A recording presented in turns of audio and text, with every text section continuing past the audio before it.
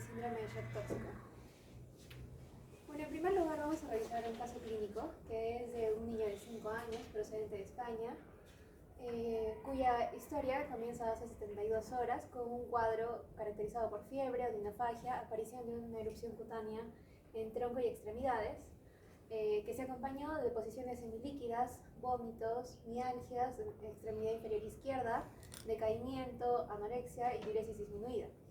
Dentro de los antecedentes de este pequeño, 3 días antes de este ingreso también había entrado por urgencias por el cuadro de fiebre de hinofagia y pensando en una faringoamigdalitis se le había pedido una detección de antígeno estreptococo del grupo A, pero había salido negativo. Y también tenía el antecedente personal de haber padecido dos episodios de convulsiones febriles. Bueno, en la exploración física tenía un cuadro generalizado de mal estado general, con decaimiento, con las mucosas orales secas. Lo que llamaba la atención era que tenía un exantema eritrodérmico generalizado, escarlatiniforme, que afectaba también palmas y plantas. Tenía hiperemia conjuntival, las mucosas orales con la faringe congestiva, pero sin exudado amigdalar y la lengua en fresa. Adenopatías laterocervicales mayores a 1.5 centímetros, pero cardíaco, pulmonar y abdominal estaba todo normal.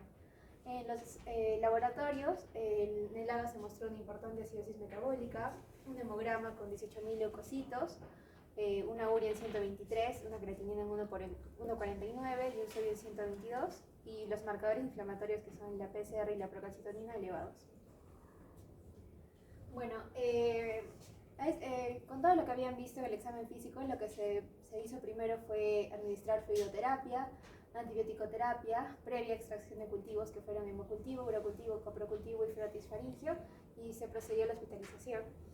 A las 3 horas de la hospitalización, el niño mostró una evolución desfavorable con inestabilidad hemodinámica, empeoramiento del estado general, hipotensión que no respondía a fluidoterapia, el llenado capilar mayor de 2 segundos, y se decide un traslado a UCI, donde sigue la evolución desfavorable de este paciente con una afectación multisistémica. Estaba con edema agudo de pulmón, anemización progresiva, trombopenia, coagulopatía, afectación hepática y renal, tendencia al sueño y descamación cutánea generalizada que se puede ver aquí. Entonces, bueno, ya estábamos, como podemos ver, más de 2 órganos afectados frente a una falla multiorgánica. Bueno, en la siguiente evolución del paciente, en esta imagen podemos ver lo que es la descamación en palmas. Se procedió con una fluidoterapia intravenosa más agresiva, con un soporte inotrópico porque ya estaba hipotenso, oxigenoterapia, se administró la vitamina K para corregir los problemas de la coagulación, también las plaquetas, y se inició antibiótico-terapia de amplio espectro con cefotaxima, vancomicina y clindamicina. Los resultados de los cultivos fueron negativos, pero en otro test de detección rápida del estreptococo del grupo A tuvieron un resultado positivo, y en una prueba serológica de antiestreptolicina O también salió títulos altos, 961 unidades. Bueno, ahora vamos a ver lo que es el síndrome de shock tóxico y después resolveremos el resto del caso clínico.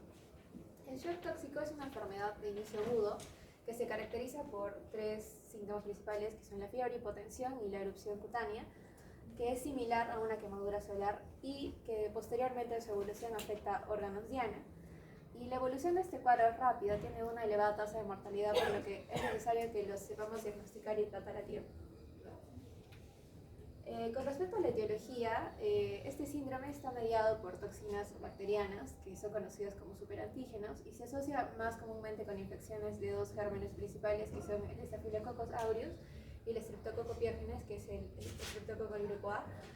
El Staphylococcus aureus fue descrito con este síndrome desde 1978, pero en 1980 empezaron a surgir más casos del shock tóxico por estafilococo debido a que se relacionó con la menstruación, principalmente entre mujeres jóvenes por el uso de tampones. Y la exotoxina o el superantígeno que estamos relacionados es la TSST1, que es la que se aísla más en esta bacteria. Y bueno, suele ser el resultado de una infección localizada, por ejemplo, un absceso en el paciente. Por el otro lado, el Streptococcus pyogenes, que es el estreptococo del grupo A, ocurre como una complicación de una enfermedad invasiva por este tipo de estreptococo en 1/3 de los casos. Está relacionado con bacteriemias, fascitis necrotizantes o celulitis, y la toxina es la NDAC.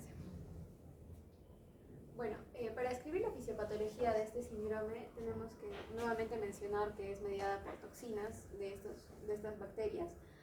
Se asocia con mayor frecuencia al antecedente de la menstruación, pero también puede ser por situaciones no menstruales como son infecciones de tejido blando como una celulitis, infecciones postquirúrgicas, quemaduras, retención de cuerpos extraños y catéteres de diálisis. Bueno, acá podemos ver una imagen donde se describe qué es lo que pasa. Como nosotros sabemos, cuando hay un antígeno en nuestro sistema, los linfocitos T son encargados de presentar los antígenos a las células presentadoras de antígenos y que estos tienen receptores específicos para la respuesta inflamatoria. Sin embargo, cuando tenemos un superantígeno, este va a evadir lo que es el reconocimiento antigénico, y al evadir el reconocimiento antigénico y unirse directamente a la célula presentadora de antígenos, lo que va a desencadenar es una tormenta de citoquinas, y esta tormenta de citoquinas va a producir lo que es una fuga capilar. Y esta fuga capilar va a producir lo que es el edema, la hipotensión refractaria y la falla multiorgánica en estos pacientes, con una activación de la coagulación y una energía de linfocitos T. Bueno, ahora vamos a continuar con la parte del diagnóstico. Para comenzar, como su mismo nombre lo dice, es un shock. Entonces va a haber una desbalance entre el aporte y la demanda de oxígeno en los tejidos. Dentro de los shocks, como sabemos que son 4, el shock tóxico se encuentra dentro del distributivo, que tiene que ver mucho con la disminución de la resistencia vascular periférica. Entonces, para orientarnos, si nuestro paciente está teniendo un shock, vamos a tener que comenzar a caracterizar por una vasodilatación periférica. Vamos a ver de que la fórmula de la presión arterial media es el gasto cardíaco por la resistencia. Tenemos una caída de la resistencia, vamos a tener una caída de la presión, entonces va a haber una hipotensión, y el gasto cardíaco en un inicio va a aumentar para tratar de compensar esta caída, y después va a caer. La postcarga, que es el volumen o la resistencia que va a tener que vencer la sangre para ser distribuida, o sea, la resistencia vascular periférica está disminuida. La precarga, que es el volumen, o sea, la diástole del ventrículo, va a estar en un inicio puede estar normal o aumentada porque el corazón sigue bombeando al inicio, pero después ya va a estar caída. Y lo que es la saturación venosa, sabemos que tenemos una saturación arterial de oxígeno, la cual va a tener va a ir aportando oxígeno a los tejidos, y cuando regrese como venoso va a tener también un porcentaje de oxígeno. En este caso, algo característico del distributivo es que vamos a tener una saturación venosa de oxígeno mayor. ¿Por qué? Porque va a haber un problema por el cual los tejidos no estén siendo aportados oxígeno, como dice el distributivo, ¿no? Hay shock, hay el desbalance entre el aporte y demanda. Entonces, la sospecha, vamos a ver si nuestro paciente tiene una alteración neurológica, no está llegando suficiente sangre al cerebro, una alteración en su Glasgow. En el renal podemos sospecharlo por liguria o cutáneo. En un shock, por ejemplo, en este caso que no sea tóxico, puede ser en las piernas marmoleadas. Y también hay índices de shock que nos pueden ayudar. En base a eso vamos a estar ya teniendo un cuadro de shock, y ahora vamos a pasar a lo que es el tóxico. Entonces tenemos el estafilococo y el estreptococo, que es del grupo A, el Piógenes. Para la sospecha, en el estafilococo, como mencionó, se relaciona más con un foco infeccioso, que generalmente son los tampones, dispositivos intravaginales y heridas quirúrgicas superficiales. Bueno, en nuestros pacientes, una vez que menstruen, ya pueden utilizar tampones, así que también es relevante este antecedente de los tampones. En cambio, en el estreptococo está más relacionado por que ha habido una puerta de entrada, ya sea por un trauma donde ha ingresado este patógeno y ha ido hasta la fascia y puede generar una fascitis necrotizante. Entonces, algo característico que tenemos que rescatar en esta parte de la sospecha es de que el estreptococo puede comenzar con un dolor localizado en algún miembro, y en esa parte puede haber cambios de coloración y otras cosas. La bibliografía revisada menciona que el estafilococo empieza su clínica a las 48 horas, frecuentemente a las 48 horas. En cambio, en el estreptococo no menciona un rango, pero menciona que es súbito y fulminante y en cuestión de horas, más agresivo. Con respecto a la bacteriemia, el estafilococo es poco frecuente que haga bacteriemia.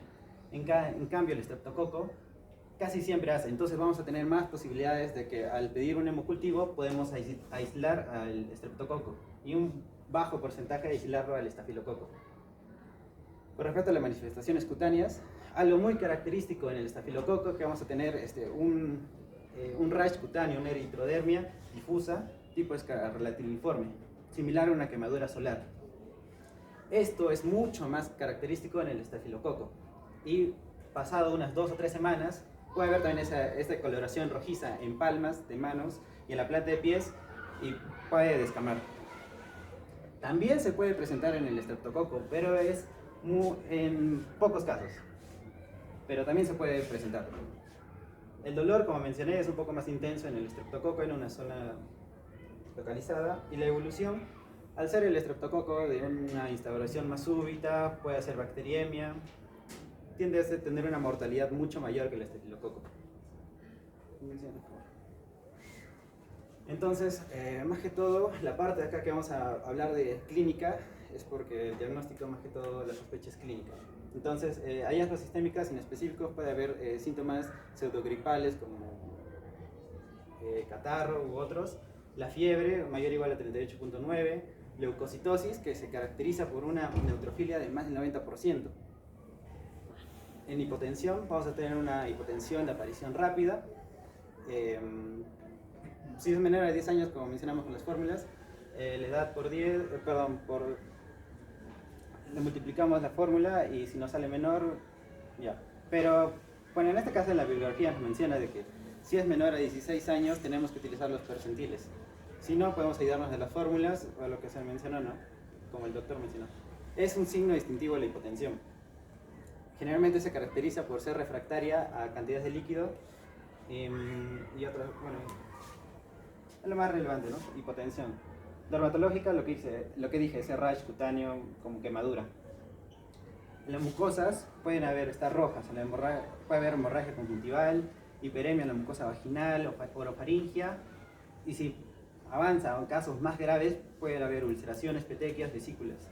El edema sin fobia. Como hay una alteración en el endotelio, el líquido va a pasar del intravascular al intersticial, y no solo va a pasar líquido, sino también van a pasar proteínas. Y ese edema rico en proteínas hace de que sea duro y tengamos ese característico edema sin fobia. En etapas más tardías podemos ver de que la erupción no solo va a ser macular, sino puede ser papular y se empieza a agregar que sea pruriginoso.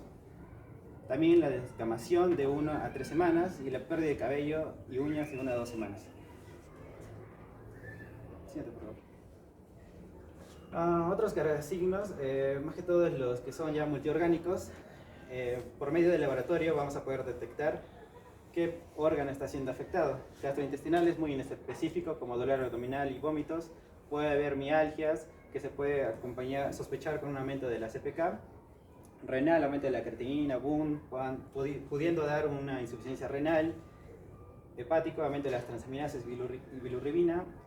Hematológico, en los primeros días puede haber una trombocitopenia, hasta aumento de los tiempos y puede llegar hasta una coagulación intravascular diseminada.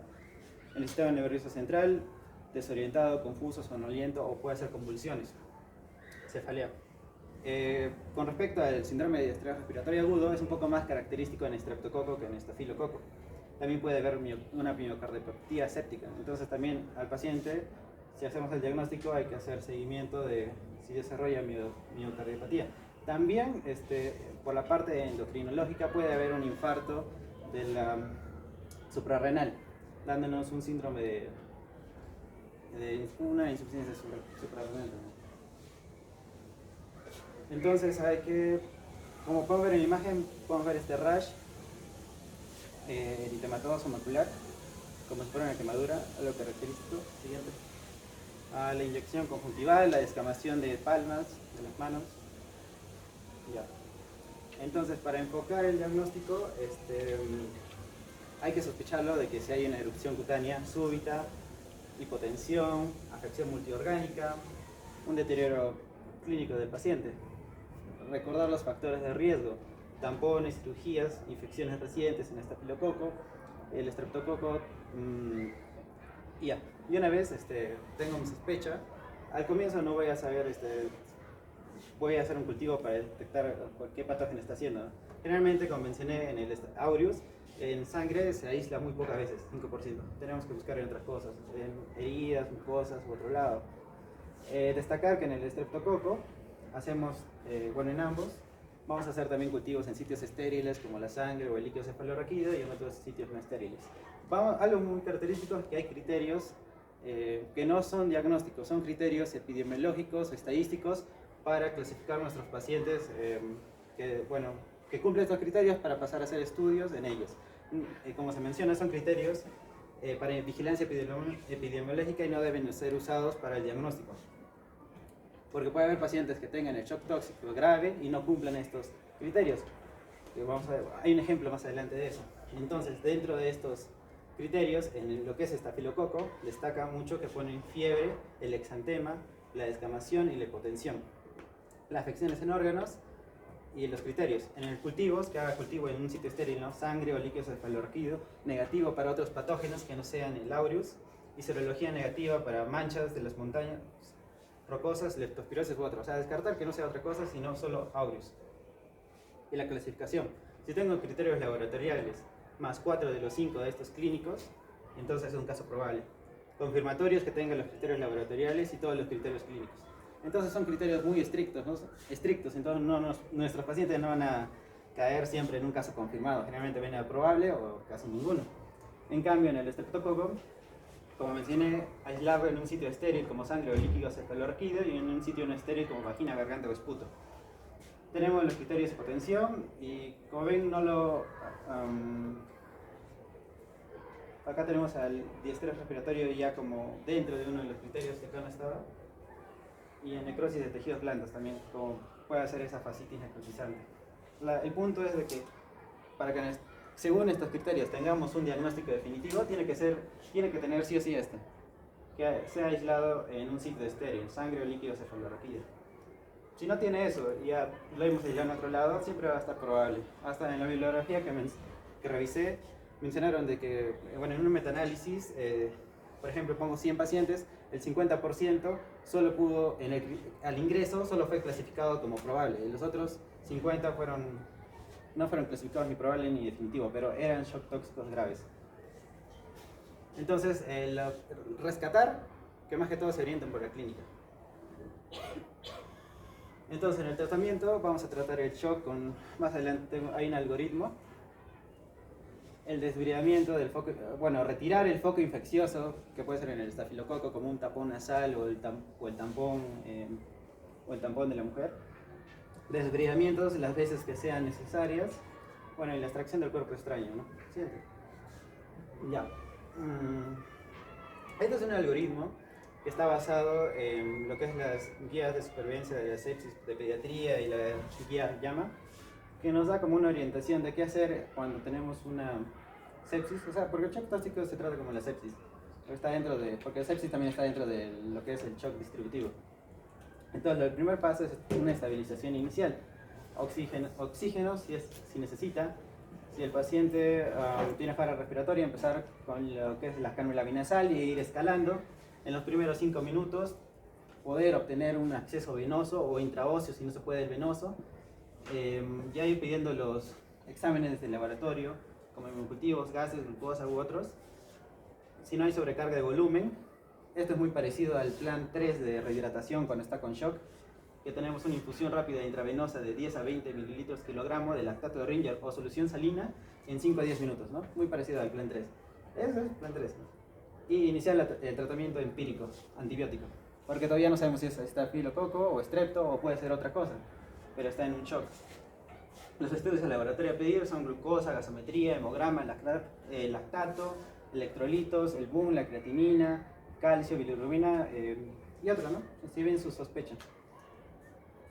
Otras terapias de emergencia, generalmente lo que puedo destacar acá es que si un paciente tiene insuficiencia renal y el shock tóxico te puede dar un infarto de la suprarrenal, entonces también es conveniente administrar corticoides. Una vez si nuestro shock es si hay sobrecarga de volumen o si no hay sobrecarga de volumen. En el caso del shock tóxico es sin sobrecarga de volumen. Si tenemos un shock tóxico, igual que el plan C de rehidratación, le hemos dado un primer bolo. Si no responde al primer bolo, doy un segundo bolo. Si no responde al tercer bolo, ya empiezo con nootrópicos, ¿no? Como adrenalina, epinefrina, vasoactivos. Epinefrina, norepinefrina, ¿no? Una vez el choque esté resuelto, voy a suspender la hidratación, voy a iniciar una fluidoterapia de mantenimiento y monitorización de signos vitales y hospitalizarlo. Siguiente, por favor. Bueno, este es del protocolo de urgencias pediátricas de España, pero es muy parecido, ¿no? Lo primero que vamos a hacer siempre va a ser nuestro TEP y ABC, pero lo puse solo por los tiempos, ¿no? De 0 a 5 minutos voy a hacer mi evaluación y voy a tener mis vías. A los 5 a 15 minutos ya estaré administrando el primer bolo, haciendo una reevaluación, ya mandando las pruebas, y de 15 a 60 minutos ya estaré, bueno, ya habré iniciado mi terapia empírica y iré evaluando, solo por los tiempos. Entonces, como mencioné, hay que dar una terapia antibiótica empírica. Este es un algoritmo que desarrollé en base a 2 bibliografías, o sea, dos capítulos de Lab Today, ¿no? Uno que hablaba de estafilococo y uno de streptococo, pero no estaban como en uno mismo. Ambos se da una terapia empírica, porque no sabe si es estafilo, es strepto o es otro. Vancomicina para los, por ejemplo, para el estafilococo, meticilino resistente, ¿no? La clinda, el N-nisolid, su importancia es de que, como han escuchado en la fisiopatología, van a ver estos superantígenos, o sea, son toxinas. La clinda, el N-nisolid, lo que van a hacer, o su papel muy importante en el shock tóxico, es de que van a inhibir esta síntesis de toxinas, esta síntesis de proteínas, y entonces vamos a disminuir los superantígenos y ya no va a haber tanto esa tormenta de citoquinas. Entonces damos banco más uno de los siguientes, que puede ser clinda, el N-nisolid, más uno de los siguientes, que puede ser el pipetazo, o sea, para pseudomonas más que todo, cefepime, también para gram negativos, pero no cubre anaerobios, entonces si doy cefepime tengo que asociarlo con metronidazol. Y carbapenémicos que son de muy amplio espectro, gram positivos, gram negativos, anaerobios, también puedo usarlos. Está destacado en amarillo las dosis pediátricas. Una vez de que yo he aislado si es estafilococo aureus o streptococo, vamos a comenzar con el estafilococo aureus. Una vez que ya sé que es estafilococo aureus, tengo que ver si es sensible a la meticilina. Si es sensible, entonces voy a cambiar mi esquema a una cefalosporina de primera generación, que puede ser la cefazolina o una penicilina como la oxacilina o nafticilina. Y lo voy a agregar junto con la clinda o linezolid. Por eso es muy importante, ¿no? Siguen estando en todos el algoritmo que se siga con clinda o linezolid. Si es MARSA, si es resistente a la meticilina, voy a dar banco, o puedo dar ceftarolina o daptomicina, pero lo sigo asociando con clinda o linezolid. Si es streptococo piógenes, voy a seguir sí o sí con la clinda, porque ambos me dan esos superantígenos. Y voy a agregarle una penicilina G. Ahora, si mi paciente ha tenido hipersensibilidad a los betalactámicos, puedo usar ceftriaxona o cefazolina asociada a la clinda. Pero si ha tenido anafilaxia a los betalactámicos, se recomienda banco o daptomicina más clinda. Ahora, si mi paciente hemos visto que es susceptible a la clinda, voy a continuar el esquema con peni o clinda.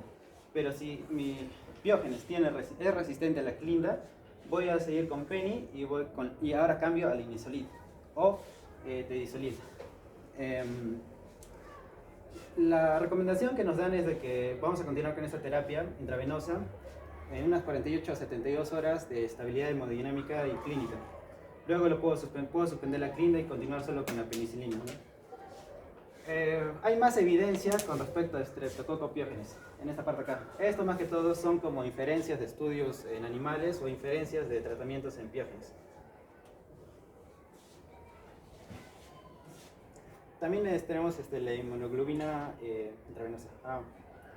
Algo que no mencioné en el anterior es de que si damos linezolid, este es un inhibidor de la aminoxidasa. La cosa es de que si tu paciente está teniendo algún fármaco que tenga que ver con la serotonina, entonces te puede dar un síndrome serotoninero. Ya. La inmunoglobina. En los 2 capítulos de la bibliografía que revisé, destacaba mucho que en el estafilococo faltaban estudios, hasta recomendaban no usarlo y solo considerarlo en casos graves.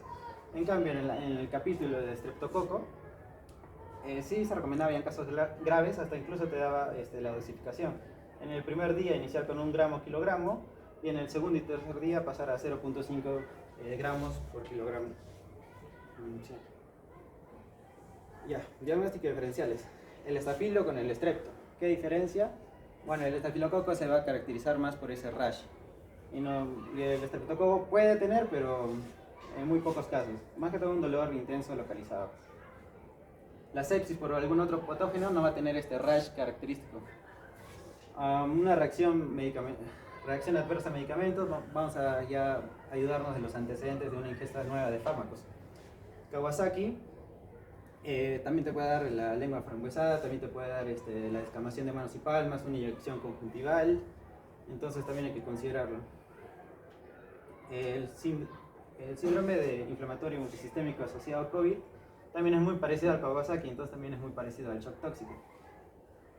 Una infección meningocócica, también fiebre, cefalea, confusión, hay que tenerlo en cuenta. La fiebre, que dentro de los criterios quería descartarlo, de la maculosa de las montañas rocosas, también se puede caracterizar por una erupción petequial en extremidades en los 3 días. Leptospirosis, el dengue por sus síntomas hemorrágicos y fiebre entérica. Son diagnósticos diferenciales a considerar. Entonces vamos a hacer la discusión de nuestro caso. Nuestro paciente llegó con 2 convulsiones, ya como un indicio de que hay una afección ya de un órgano. Fiebre de 39, un exantema súbito, síntomas gastrointestinales, mialgia localizada del miembro izquierdo, que podría orientarnos a una fascitis o mionecrosis. Decaído y rechazo a ingesta, pero más que todo, si solo ven de acá para adelante un rash, ya ahorita su cabeza solo está con estrepto y estafilo y rash, pueden pensar que es estafilococo. En el examen físico, malestar general, mucosas secas, un exantema escarlatiniforme generalizado, afección mano-palmar, estafilo, hiperemia conjuntival, una faringe congestionada y una adenopatía laterocervical. Eso estaba dentro de los criterios también de Kawasaki, una adenopatía. Laboratorio, una leucocitosis, como mencionamos también en la bibliografía, muy marcada en neutrófilos, más del 90%, en este caso 91%, una afección renal, insuficiencia renal aguda, hiponatremia y acidosis metabólica.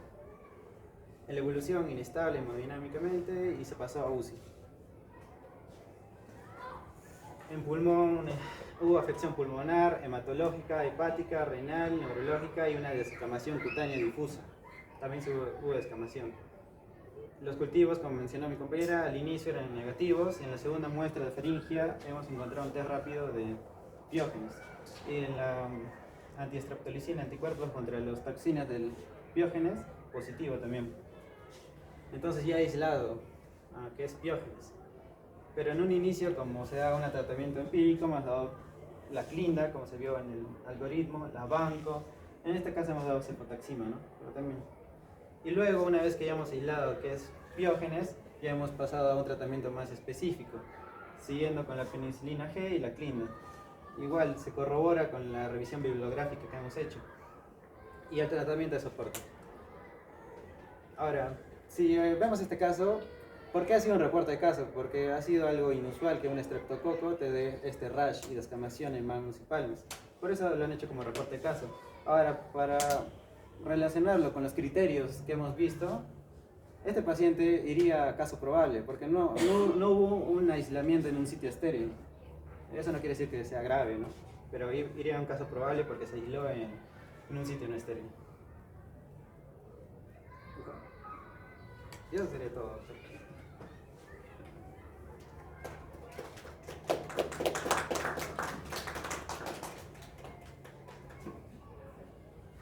¿Alguna pregunta? ¿Alguna pregunta? No pregunto. A ver.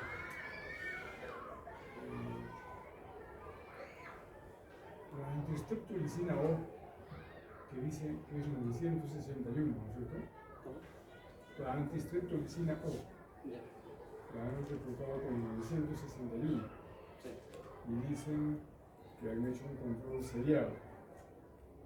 Ese reporte de 961 unidades es ¿a qué día? No.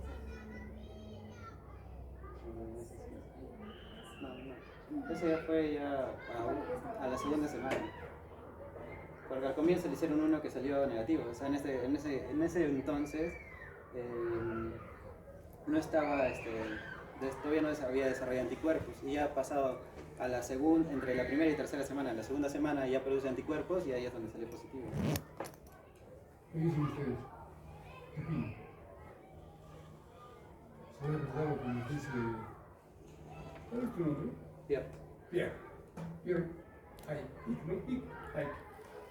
Ike. Ay. Ike. Ike.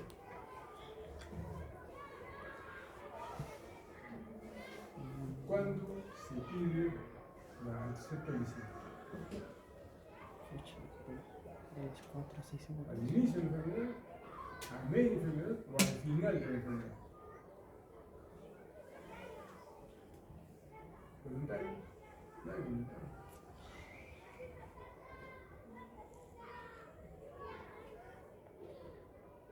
Ya lo dijo.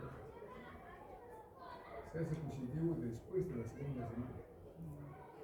O sea, no vale la pena pedir al inicio. Para dinero. Otra pregunta. ¿La disminución de la albúmina es considerada como tal o es un reactante de fase aguda?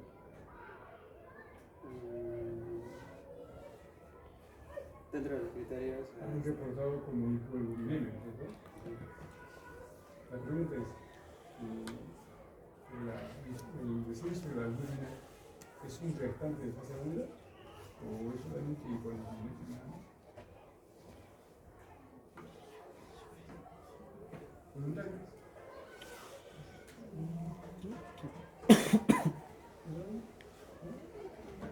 ¿Qué? ¿Positivo o negativo? Positivo. Los positivos aumentan. Los negativos disminuyen. La albúmina es un reactante de fase aguda negativo, porque se consume albúmina. Muy bien. A ver, algunas recomendaciones. Es una pregunta para mí. El caso clínico de ayer es igualito al de hoy. Y seguramente el de mañana va a ser igualito al de ayer y hoy día. Es el mismo caso clínico, ¿no? No se debería. Sí, sí. Bueno, yo te digo porque ayer no he visto eso. Pero a veces hay muchos casos clínicos, ¿no? Entonces, ahí entra la recomendación. Para que uno pueda aprender, tiene que estar fotografiando a sus pacientes. Tomando los datos de historia, para que después sea más fácil comprender un caso de estos, ¿no? Porque ese tipo de casos no. Esta es una urgencia, ¿no? El choque es una urgencia. Tiene que ser manejado como una urgencia. Entonces, la otra recomendación es que empiecen con el TEC primario y secundario. Simple. Así como hacen el quick sofa. En este paciente, ¿cuál sería el quick sofa?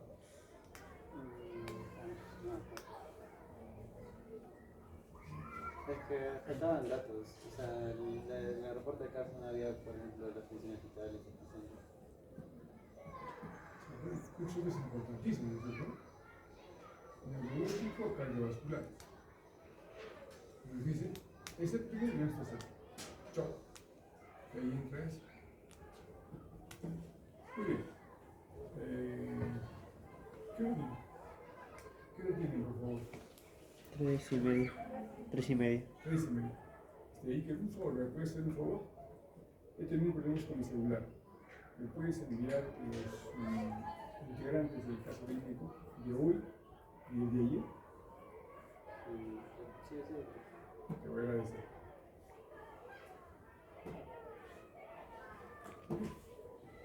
Si no tienen ninguna intervención más, gracias por todo, me están haciendo muy bien. Mañana se supone que tiene que ser mejor pedido. Samantha, te quedas un minutito, creo que me